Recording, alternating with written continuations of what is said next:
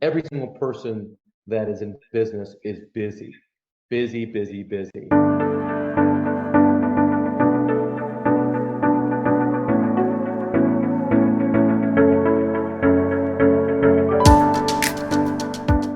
The biggest thing that Carrie was able to do, which is just amazingly difficult to do, is carve out time from her schedule. Any client I've ever worked with at Practice Freedom U, no one came with, hey, Jamey, look, I have all day. Hey, tell me what you want to do. Every single person that is in business is busy, busy, busy, busy. Where I live, it's almost a badge of honor to be busy. It's like, you know, how are you doing? I'm busy. How are you? Well, I'm super busy. It's like a competition of how busy, how much stuff can you do in one day. And the reality is that you are the most important person in this business. You are the most important person in the lives of your staff. You are the most important person, obviously, in your family. And when you have time to think, when you have time to do the things that you love to do, good things happen for everyone. When you are overwhelmed, when you are stressed, you will absolutely make decisions that are not optimal. And many times the decisions that you make in business are worse than whatever the problem is that caused the stress in the first place. So having time, focusing on things that light you up and bring you joy, and thinking about your business in a different way, in a non-stressed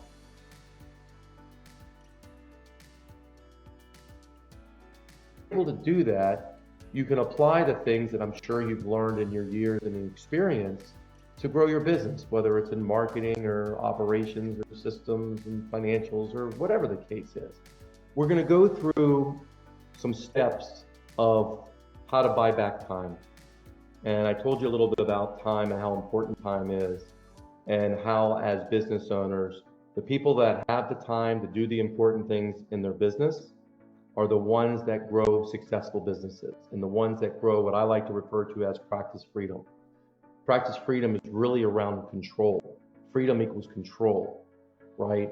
So when you have time to build a business that allows you freedom, you have control over that time. You have control over the activities and the things you like to do. You have control over your income, the things that you want. Is it easy? Well, no, it's not easy, because as we'll see, all of us are very smart people, and we all suffer from the same syndrome, which is called SPS, smart people syndrome. We're all very smart and very intelligent. And the smarter someone is, many times the more they just want to do it themselves. And the more they take on, I can do this, I can do this, I can do this. And we have trouble asking for help. I mean, the fact that you're here is a huge step. What happens when you're starting out in your business, you start out doing all those things. It's just kind of part of what business is, right? You open up your practice and you're not only doing the clinical care, you're answering the phones and you're doing the billing and you're doing, you know, figuring out the payroll stuff and what the heck a P&L statement stands for and all this other stuff, let alone trying to market and do all that. So you end up doing a lot of things. And then as your business grows, you don't let go of enough things. So you become the overwhelmed operator, the person that you start hiring people, yet you're working more and more hours. And many times you're making less and less money because your overhead grows, but your profits don't grow. So that's the evolution of a business owner, especially a business owner in professional services. And that's what everyone faces. So here's what I can tell you. Your calendar does not lie. I remember a mentor of mine said, Jamey, you show me your calendar and I'll show you what's important to you. And I went, what does that mean? He goes, what's important to you? And of course, I've asked this 100 times, and 100 times out of 100, what do you think people say when I say, what's important to you? Family.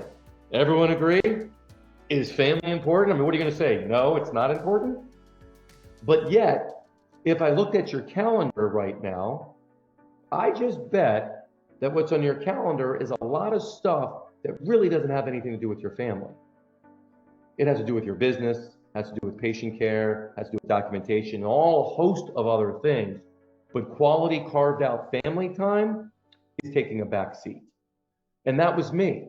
And I answered family. And then he looked at my calendar and I was working 70 hours a week. He goes, how could family possibly be your number one priority when you are literally killing yourself in your business and your family gets the leftovers of whatever energy you muster up when you come home? That really hit home for me that, you know what, you're right. This business is supposed to give me the kind of life that I want. And it wasn't. It was just grinding and grinding and grinding.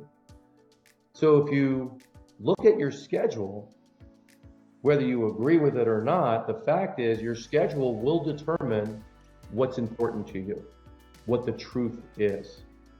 So as I put on the thing is your calendar never lies. The first thing we have to do in understanding the idea of how do we carve out time in our schedule? How do we get back time? Well, what's interesting is when we all start, we have time. We don't have a ton of money, but we do have time. So what happens is we are basically selling our time, right?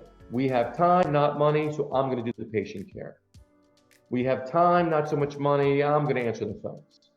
We have time, not money, I'm going to handle the payroll and that stuff like that. So we end up taking our time to get things going. So that's one type of trade. You are trading your time for money. So then there's the second trade. And the second trade is what we're going to talk about today. The second trade is trading money for time. So you start your business, I'm going to invest my time, my time, my time. Now you don't have any time. You can't grow, or it's very difficult. You overwhelm, the stress is high. It's hard to make rational decisions because when emotion is high, intelligence is low. We can't actually implement the things that we learn, whether it's on a webinar by me, a book you're reading, a podcast, or what have you. We have to then invest money to buy back time. We have to decide what your time is worth. We need to understand what our value is, what our worth is, because that helps us determine what activities we should initially keep and what activities we shouldn't keep. Next one is called the activity audit. The activity audit is what are the activities, the tasks that you do in a given week. As you can see, when you really start auditing everything that you do, there is a lot of stuff that you're doing. What we're looking at here is in our heads, we keep things very easy to understand. When you actually write down everything you're doing, it's going to be significantly more than what you think that you do. And what we want to understand and have a clear picture of where your time actually goes.